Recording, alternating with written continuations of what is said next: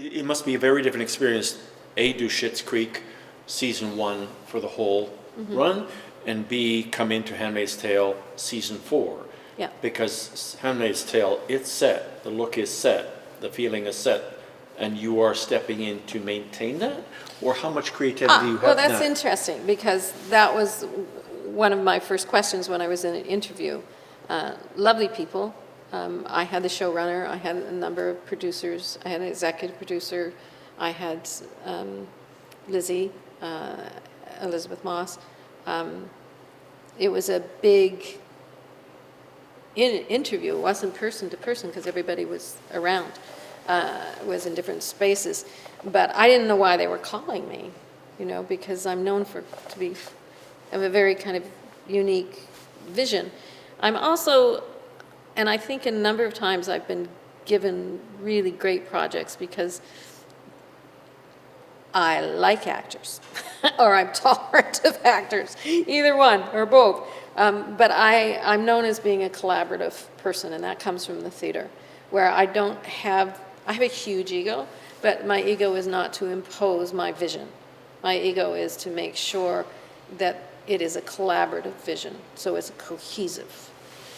So I spend time talking to hair and makeup. I spend time talking to the production designer, because I do production designer. I like them. And I will pop by the graphics department, and I will go check out the carpenters sometimes, and or the painters, to see what, I've seen a chip of the color of a wall, but I haven't seen the actual paint. So I'm known as collaborative, and I'm known as being fiscally responsible.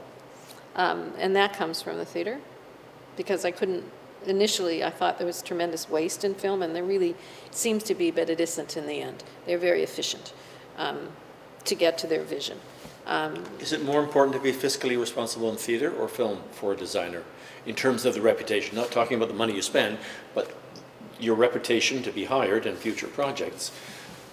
It's not good if you're fiscally irresponsible in the theater.